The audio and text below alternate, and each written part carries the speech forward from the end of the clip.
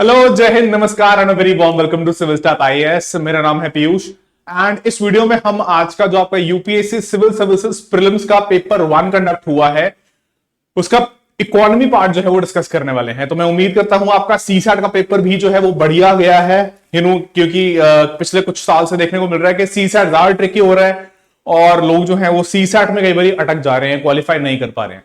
चलिए, तो इकोनॉमी की अगर बात करें तो इकोनॉमी से आप देखिए कि तकरीबन डायरेक्टली 14 से 15 सवाल इस साल पूछे हैं 2025 के प्रीलिम्स में। एंड अगर हम करंट वाले डोमेन को और थोड़े जो ओवरलैपिंग एरियाज रह जाते हैं उनको भी इंक्लूड कर लें तो somewhere around 19 to 20 questions you can say pertain from the economy part of your syllabus. अब रही बात के बच्चे कई ये भी पूछ रहे हैं, मुझे मैसेज कर रहे हैं कि सर डिफिकल्टी भी थी कुछ क्वेश्चंस में। ठीक है, कुछ क्वेश्चंस थे विच वर आई वुड से थोड़ा स्टैटिक पार्ट पे थे, जैसे फिस्कल डेफिसिट, प्राइमरी डेफिसिट। उसमें हालांकि यूपीएससी ने न्यूमेरिकल टाइप का सवाल बना के पूछ लिया उसमें, बट अदरवाइज सिंपल था कि आपको सिर्फ फॉर्मूले पता होने चाहिए थे कि एफडीपी, प्राइमरी डेफिसिट वगैरह कैसे नहीं, उसका फॉर्मूला क्या होता है, तो उससे हो सकता था सवाल।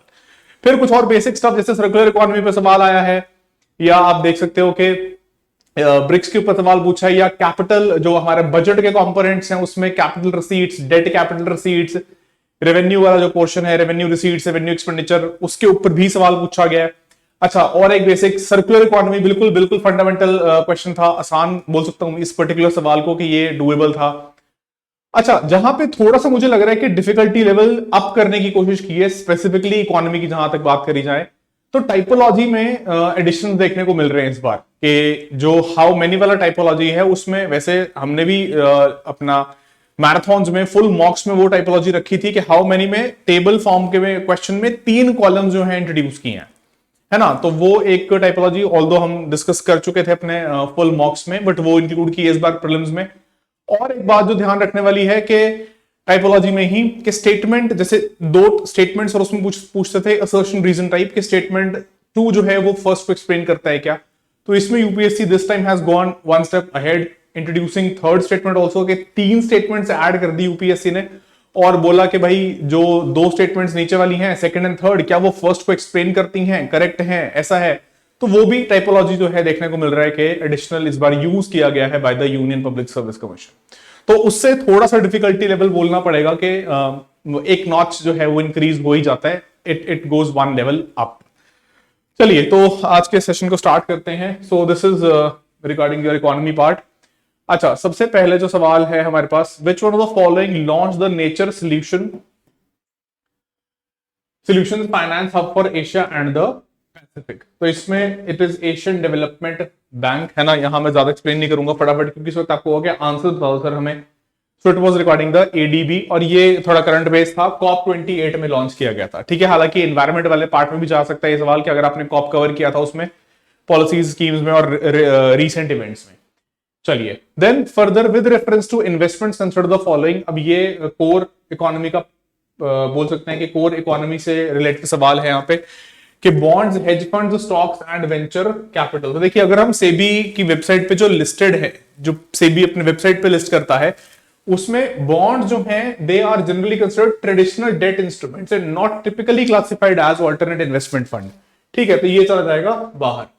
हेज फंड्स हैं, वेंचर कैपिटल है, स्टॉक को भी ट्रेडिशनल इंस्ट्रूमेंट्स में या ट्रेडिशनल इन्वेस्टमेंट्स में कंसिडर किया जाता है, नॉट एज एआईएफ, राइट। तो आंसर बन जाएगा B, that is only 2 are treated as AIFs, alternate investment funds. ठीक है, इसमें अगर कोई डिस्क्रिपेंसी होगी तो you can let me know. Although ये मैंने gone through the website of the securities exchange board of India, SEBI, और उसके जो वेबसाइट पे दे रखा है। ठीक है, ये उसका एक्सप्लेनेशन है। चलिए, देन थर्ड जो है, which of the following the source of income for reserve bank of India, के भारतीय रिजर्व बैंक के लिए इसमें से कौन से जो है आय के साधन है, इनकम के साधन है। तो buying and selling government bonds, yes. Foreign currency, yes. Pension fund management, no. Lending to private companies, no. Printing and distributing currency notes, yes. Seigniorage term use करते हैं हम। तो आंसर क्या बनेगा? 1, 2 एंड 4, 1, 2 एंड 4, ये वाला ऑप्शन बन जाएगा, आंसर बन जाएगा ऑप्शन डी। ठीक है, so you can see this explanation later. ठीक है, ये एक्सप्लेनेशन ब्रीफ में इसकी हमने दे रखी है। सो RBI primarily lends to banks and financial institutions, not to private companies, है ना। And pension fund management also does not, it is not a source of primary income for the reserve bank of India. चलिए next, moving to next question with reference to government of India consider the following information. अब देखो यहाँ पे organisation, ये मैं कह रहा था कि यहाँ पे दे हैव इंट्रोड्यूस्ड 3 कॉलम्स। ये ऐसे वाले टाइप के हमने अपने जो फ्री फुल मॉक्स 6 प्रैक्टिस किए थे, उससे पहले जो हम मैराथन सीरीज भी रन कर रहे थे, उसमें हमने ऐसी टाइपोलॉजी डिस्कस की थी। सो डायरेक्टरेट ऑफ एनफोर्समेंट, हालांकि फ्यूजिटिव इकोनॉमिक ऑफेंडर्स एक्ट को ये करता है एनफोर्स, लेकिन यहां पे प्रॉब्लम है, ये एमएचए गृह मंत्रालय के अंतर्गत नहीं आता, ये आता है आपका फिनमिन के, फाइनेंस मिनिस्ट्री के, ठीक है, वित्त मंत्रालय के। तो पहला वाला पेयर गलत है, बाकी दोनों सही हैं, ठीक है, सिर्फ यहां पे ये गलत है। तो आंसर बन जाएगा option B, that is only 2 are correctly matched. How many of the above rows is the information correctly matched, तो 3 में करेक्टली मैच्ड है, ठीक है। यही वाली मैं कह रहा था कि ये वाला जो टाइपोलॉजी है ना, इसको करना थोड़ा सा डिफिकल्ट इसलिए होता है, तो शायद आप लोग एग्जाम प्रेशर में बैठ के ज्यादा डिफिकल्ट होता है, क्योंकि आपको you need to know each of these facts, कि ये यहाँ पे जो 9 आपके सामने पीसेस ऑफ इंफॉर्मेशन है ना, single each of these 9 pieces of information you need to know in order to crack this type of question, ठीक है बच्चे। चलो नेक्स्ट देखो, फिर अगला सवाल क्या बोल रहा है, the RBI mandates all listed companies in India to submit a BRSR business responsibility and sustainability report। अब यहां पे देखो, it is not the Reserve Bank of India, ये mandated है by the Securities Exchange Board of India, SEBI के द्वारा।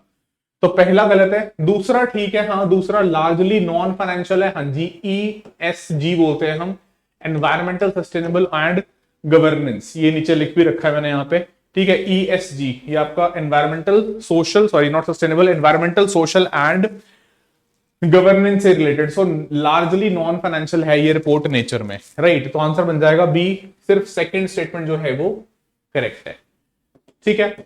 चलिए, तो इसका एक्सप्लेनेशन ये हो गया आपका, फर्स्ट जो है इनकरेक्ट है, क्यों, क्योंकि it is the SEBI and not reserve bank of India. And second correct था कि BRSR फ्रेमवर्क जो है, ये आपके सामने लिख रखा है यहाँ पे, environmental social and governance aspects, ESG। चलिए अगला सवाल देखते हैं। अब ये 2 स्टेटमेंट्स वाला टाइपोलॉजी इंक्लूड किया है। So in India income from allied agricultural activities like poultry farming and wool reading in rural areas is exempt from any tax. अब देखो ये स्टेटमेंट जो है गलत है, उसका कारण ये है कि अगर हम इनकम टैक्स एक्ट का सेक्शन 10 क्लॉज 1 देखते हैं, ठीक है, एंड उसमें फर्दर सेक्शन 2(1)(a) देखते हैं, तो वो एग्रीकल्चर इनकम में एग्रीकल्चर इनकम को डिफाइन करता है। तो वो बोलता है आप क्रॉप यील्ड, क्रॉप जो है ग्रो कर रहे हो, तो उस इनकम को हम इंक्लूड करते हैं एग्रीकल्चर इनकम में, या फिर जो है इसकी cultivation which primarily relates to income derived from cultivation of land, या फिर processes to make agricultural produce fit for market और the sale of such produce. इस इनकम को तो माना जाएगा एग्रीकल्चरल इनकम, और वो इनकम टैक्स से एग्जेम्प्ट है। लेकिन फर्दर यही एक्ट जो है, यही सेक्शन जो है क्या बोलता है, देखो यहां पे कि द allied agricultural activities जैसे poultry farming, dairy farming and wool reading are generally not considered to be direct agricultural operations for the purpose of this exemption, है ना। इसलिए these are typically treated as business income, इसको agriculture income जो है नहीं माना जाता इस एक्ट के अनुसार, एंड इज टैक्सेबल। तो इसीलिए पहली जो ये स्टेटमेंट थी हमारी, एक मिनट को मैं इसको स्क्रॉल करता हूं, पहली स्टेटमेंट जो है वो हम इसको अभी यहां पे फर्स्ट स्टेटमेंट को मान के चल रहे हैं कि ये हो जाएगी incorrect. Second, in India rural agriculture land is not considered capital asset, हाँ बिल्कुल ये बात ठीक है कि इसको कैपिटल एसेट की तरह नहीं ट्रीट किया जाता, और इसके ऊपर वो कैपिटल गेन्स टैक्स जो है वो एप्लीकेबल नहीं है। तो आंसर बन जाएगा 1 is not correct but second is correct, option D, ठीक है। चलिए मूविंग अहेड, नेक्स्ट क्वेश्चन पे चलते हैं। ये अगला सवाल क्या कह रहा है, India has joined the minerals security partnership. अब ये थोड़ा सा ऑफ द ट्रैक है, बट ये क्योंकि क्रिटिकल मिनरल्स वाला पार्ट हमारे इकोनॉमी का अंदर आ जाता है, तो इसमें देख लेते हैं। So we have indeed joined, yes, so this is correct only, we have joined the mineral security partnership, ठीक है, यूएस लेड है, और हमने इसको 2023 में जून में ज्वाइन किया था, ठीक है। सेकंड जो है that India is a resource rich country in all the 30 critical minerals। देखो सरकार ने जो है, गवर्नमेंट ऑफ इंडिया ने 30 क्रिटिकल मिनरल्स की लिस्ट जरूर निकाली थी, लेकिन हम रिसोर्स रिच नहीं है in all of them, so second goes out of question. तो यहीं से आंसर आ जाएगा। वैसे तो ये एलिमिनेट हो गया, ये एलिमिनेट हो गया, ये एलिमिनेट हो गया, आंसर हो गया ऑप्शन सी। ठीक है, कुछ कुछ जगह पे एलिमिनेशन काम कर रहा था, नॉट एवरीवेयर। चलो अच्छा, बाकी एक आखिरी स्टेटमेंट कि पार्लियामेंट में 2023 में amended the MMRDA act empowering central government to exclusively auction mining lease and composite license for certain critical minerals. Yes, that is correct. इसकी explanation मैंने यहां लगा रखी है। ठीक है, ये जो सेकंड स्टेटमेंट हमने बोला था गलत है। ये उसका एक्सप्लेनेशन कि India does not possess abundant reserves of for all of these minerals। तीसरा करेक्ट है कि पार्लियामेंट ने इस 2023 की अमेंडमेंट के through it empowered the government of India exclusively to auction these licenses for these critical minerals, right? चलिए question number 8। हाँ जी, इस पे चलते हैं अगले सवाल पे। देखिए ये क्या बोल रहा है, दो स्टेटमेंट्स हैं वापस यहां पे। So as regards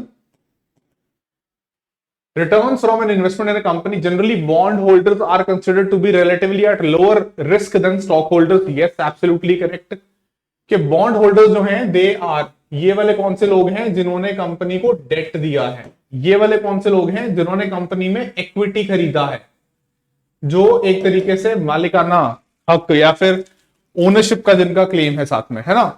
second, bond holders are lenders to a company where stock holders are its owners, absolutely correct. Third, for repayment purpose bond holders are prioritized over stock holders. Yes, in case of any liquidation या फिर repayment, liquidation के case में या repayment के case में, बिल्कुल basic सवाल था। ऑल्दो टाइपोलॉजी ये वही वाली, ये नई वाली टाइपोलॉजी है जो रिलेटिवली इतनी बार यूज नहीं किया यूपीएससी ने, तो रिलेटिवली न्यूअर फॉर्म या फिर कह सकते हो newer typology used by the UPSC in this year 2025, 2025 के प्री के पेपर में, है ना। तो देखो यहां क्या बोल दिया इसने, statement 2 and 3 are correct and both of them explain 1 and 2 are correct and 1 explains 2. Only one of the statement 2 and 3 is correct and that explains statement 1. अब only one correct है तो ये तो नहीं हो सकता, हमने बोला तीनों correct है। neither is correct, तो ये भी गया बाहर, तो C और D तो गए बाहर, A या B में से ऑप्शन होगा। अब देखो दोनों सेकंड एंड थर्ड स्टेटमेंट जो है ना वो फर्स्ट को एक्सप्लेन कर रही है, राइट। सो हम यहाँ पे बोलेंगे कि दोनों करेक्ट है, second and third, and they explain 1 also, which means this second and third are correct and both explain statement 1। तो आंसर बन जाएगा ऑप्शन ए। ठीक है, चलो तो दिस यू कैन रीड, इस पीडीएफ को आप लोग एक्सेस कर सकते हो, नीचे आपको डिस्क्रिप्शन में लिंक मिल जाएगा टेलीग्राम चैनल का, वहां से आप लोग एक्सेस कर सकते हो। चलिए 9th next, India accounts for a very large portion of all equity options contracts traded globally, thus exhibiting a great boom. Okay, fine, that is correct. Second, India's stock market has grown rapidly in the recent past, even overtaking Hong Kong's at some point of time. Correct. Third, there is no regulatory body either to warn small investors. नहीं, ऐसा नहीं है भाई, हमारे पास body है, that is your SEBI. ठीक है, तो according to us, as per the research जितना हम कर पाए, है ना, इसमें हो सकता है कि डिस्क्रिपेंसी बाद में अराइज हो, जो मैं पहले आपको बता रहा हूं, but otherwise as of now we are going with option A 1 and 2। ठीक है कि 1 and 2 are correct, third is incorrect, जिसमें सेबी जो है हमारे पास रेगुलेटरी बॉडी है। चलिए नेक्स्ट 10th, ये आसान था, सर्कुलर इकोनॉमी के ऊपर सारी स्टेटमेंट्स करेक्ट हैं। I don't think we need to go into this explanation, बिल्कुल सिंपल सवाल है कि रिड्यूस करता है एमिशन जीएचजीस का, बिल्कुल यूज रिड्यूस करता है रॉ मटेरियल के यूज का, क्या बार बार जो है जो गुड्स एक बार यूज हो चुके हैं उसको वापस से जो है रिसाइकल करके उसी में से जो है फर्दर प्रोडक्शन कैरी आउट की जाए, instead of utilizing newer fresh raw materials. ठीक है। Third, reduces wastage in the production process, all are correct. Yes, all are correct and explain भी करता है। सेकंड एंड थर्ड, ये वापस वही नया वाला टाइपोलॉजी है ना, second and third are correct and both of them explain statement 1। ठीक है बच्चे, चलिए सो इसको एक आप देख लीजिएगा एक बार। नेक्स्ट, अब ये बेसिक्स पे आ गया हमारा जो बजट वाला पार्ट है, पब्लिक फाइनेंस वाला पार्ट है कि capital receipts create a liability, हाँ जी बिल्कुल, और cause the reduction in the asset, absolutely. उसने कैपिटल रिसीट का है, उसने ये नहीं कहा कौन से वाला, डेट वाला या नॉन डेट वाला, तो आप इसको सही कर सकते हो। Second, borrowing and disinvestment are capital receipts, borrowing liability create करता है, हाँ जी, डिसइन्वेस्टमेंट एसेट कम करता है, हाँ जी, तो कैपिटल रिसीट है। Interest received on loan creates a liability, भाई इंटरेस्ट जो रिसीव हो रहा है वो कोई लायबिलिटी क्रिएट नहीं कर रहा, वो तो वैसे भी जो है हम उसको एसेट लायबिलिटी साइड पे काउंट भी नहीं करते, हम इंटरेस्ट पेमेंट्स को काउंट करते हैं on the revenue side. Revenue अगर इंटरेस्ट आ रहा है तो वो रेवेन्यू रिसीट का हिस्सा है। ठीक है, तो तीसरा हो जाएगा गलत, विच मींस आंसर बन जाएगा ए 1 and 2 आर करेक्ट करेक्ट पूछा है, हाँ करेक्ट पूछा है। ठीक है, चलो देख लें इसके एक्सप्लेनेशन को, वैसे मैंने समझा दिया। नेक्स्ट, अब ये देखो, थोड़ा करंट ओरिएंटेड सवाल है, ब्रिक्स वाला। इसको इंटरनेशनल फाइनेंशियल ऑर्गेनाइजेशन वाले हेड में हम डाल सकते हैं कि 16वां ब्रिक्स समिट हेल्ड किया गया था कजान में, hold it was held in Kazan under Russia chairmanship. Yes. Indonesia full member है ब्रिक्स का, बिल्कुल सही स्टेटमेंट है ये भी, कि 2025 6 जनवरी का जो है फुल मेंबरशिप स्टेटस मिल गया था इंडोनेशिया को। ठीक है, आखिरी theme of 16th BRICS summit was strengthening multiculturalism for just global development and security. अब ये देखो, ये था तुम्हारे लिए, दिस वाज द ट्रैप। क्यों? ये मल्टीकल्चरलिज्म नहीं है, ये है मल्टीलैटरलिज्म। ठीक है, कि जो थीम था वो मल्टीकल्चरलिज्म नहीं था, वो मल्टीलैटरलिज्म था।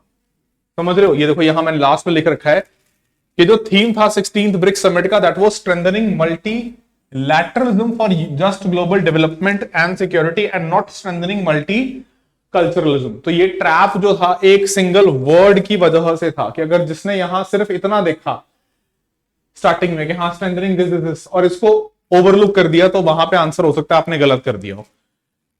ठीक है, so this was not multiculturalism, this was multilateralism. तो तीसरा हो जाएगा गलत, आंसर बन जाएगा 1 and 2 ऑप्शन ए। ठीक है, चलो लेट्स मूव अहेड।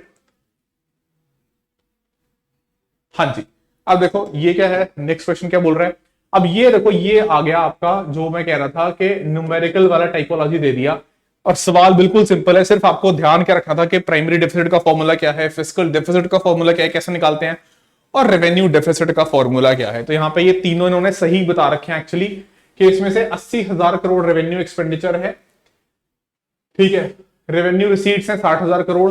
तो अगर रेवेन्यू डेफिसिट निकालना है तो रेवेन्यू डेफिसिट कैसे निकलेगा? Revenue expenditure minus revenue receipts, मतलब 80,000 crore minus 60,000 crore which is 20,000 crore. सही।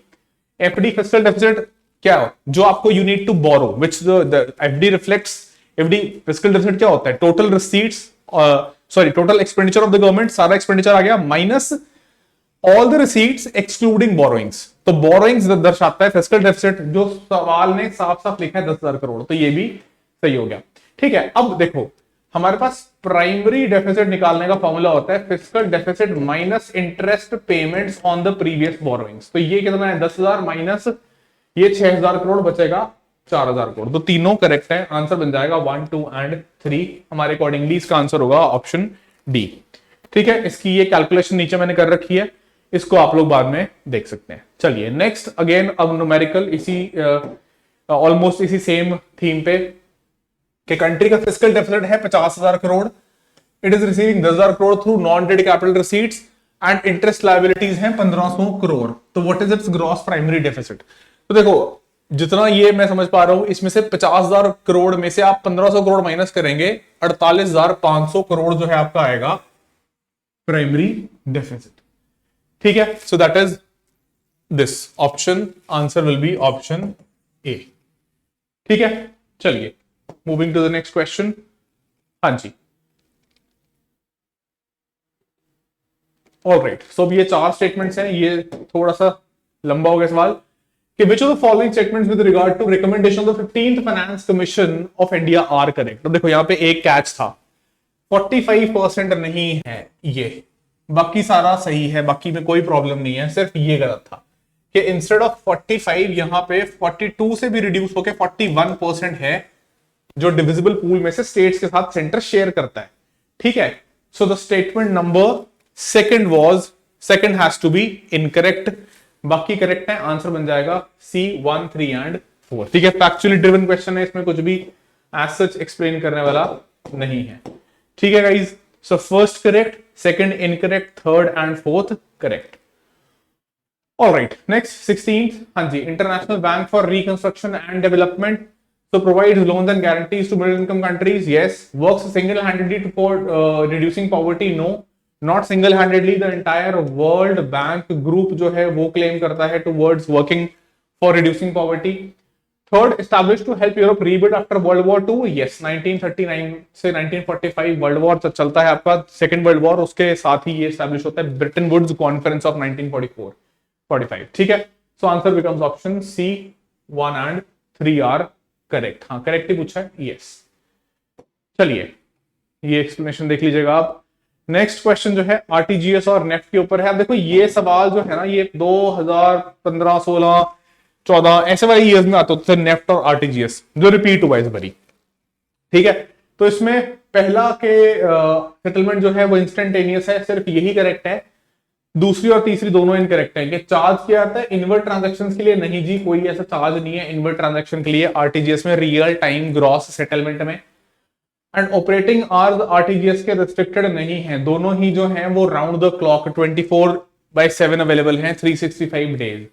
So only one is correct. Correct पूछा है, आंसर बन जाएगा ऑप्शन ए, ठीक है। इसका आंसर बन गया ऑप्शन ए। यहां पे टाइपो था लिखा नहीं है, मैंने इसलिए लिख के बता दिया। चलो ग्रेट। नेक्स्ट क्वेश्चन जो है, अच्छा अब ये देखो ये थोड़ा ट्रिकी सवाल है क्योंकि अदरवाइज वैसे जनरली गूगल करोगे तो हो सकता है तुम्हें इसमें दिखेगा जर्मनी के साथ भी हमने कर रखा है ना। लेकिन अगर हम यूपीआई ऑफिशियल वेबसाइट पे देखते हैं तो हमारे पास यहाँ आंसर आता है ओनली 2। किसने पूछा है कि यूएई है, फ्रांस है, जर्मनी नहीं है, सिंगापुर है, बांग्लादेश नहीं है, ठीक है। एक मिनट रुको, 2 3 इसमें से रुक जाओ, इसको देखना पड़ेगा एक बारी। देखो यहाँ पे ये लिस्ट है हमारे पास जो दे रखी है कि फ्रांस है, सिंगापुर है, यूएई है, ठीक है। ये कंट्रीज है लिस्ट, ये यूपी जो ऑफिशियल वेबसाइट है एनपीसीआई उसके थ्रू वहीं से मैंने ये स्नैप किया है। List of the countries where international merchant payments are accepted at select merchandise outlets: Bhutan, France, Mauritius, Nepal, Singapore, Sri Lanka and UAE, ठीक है गाइस। चलिए अच्छा इसमें लेकिन मैं वही कह रहा हूं कि we will have to wait for the official answer by UPSC कि यूपीएससी इसमें क्या आंसर देता है, ठीक है। तो अभी के लिए इसको मान के चलते हैं कि ये वाले कंट्रीज है, राइट। चलिए नेक्स्ट, पीएम सूर्य घर मुफ्त बिजली योजना। तो ये सारी स्टेटमेंट जो है फैक्चुअली करेक्ट है कि ये मतलब इट वाज प्योर फैक्चुअल के installation of 1 crore rooftop panels in the residential sector, ministry of new and renewable energy aims to impact training on installation, operation, maintenance and repair of solar rooftop systems at grassroots level and aims to create more than 3 lakh skilled manpower through fresh skilling and all of those things. So that is all are correct. चलिए आखिरी जो इसमें हमारा overlap कर रहा है economy वाले में पोर्शन में सवाल, that is regarding with reference to India consider the following. So National Automotive Board, Ministry of Commerce and Industry, गलत। Ministry of Heavy Industries, Coed Board, Ministry of Heavy Industries, again गलत। Ministry of Micro, Small and Medium Enterprises, तो ये भी गलत हो गया। National centre for trade information, MSME ministry, no again गलत, that is ministry of commerce and industry. तो all the pairs are incorrect, तो करेक्टली मैच्ड कोई भी नहीं है। आंसर हमारे अकॉर्डिंग बन जाएगा इसमें ऑप्शन डी, ठीक है बच्चे। तो ये just this was just you know एक हमने सिर्फ जो है जस्ट फॉर द सेक के बच्चों को सकता है कि आंसर एक बार हमारे साथ डिस्कस कर लो आप के इनिशियली क्या लग रहा है कि क्या आंसर होंगे क्वेश्चंस के, हमने उस बेसिस पे यहाँ पे ये डिस्कशन वीडियो जो है वो आपके साथ शेयर किया है। इसमें कुछ अगर लगता है कि आपको लग रहा है कि कुछ आंसर जो है आपके अकॉर्डिंगली कुछ वेरी कर रहे हैं तो you can just let us know. End of course मैंने कहा भी है कि यूपीएससी की ऑफिशियल आंसर की में कई बार देखने को मिलता है कि चीजें जो हैं वो थोड़ी अलग हो सकती हैं। चलिए तो इसके साथ ही I will wind up this session and बाकी सभी रिस्पेक्टिव टीचर्स ने अपने अपने सभी फैकल्टीज ने अपने अपने सब्जेक्ट्स के ऐसे ही वीडियो जो है वो आपके साथ शेयर कर दीजिए। Do check them out on our YouTube channel. चलिए all the best, thank you so much, bye bye, take care, जय हिंद, जय भारत।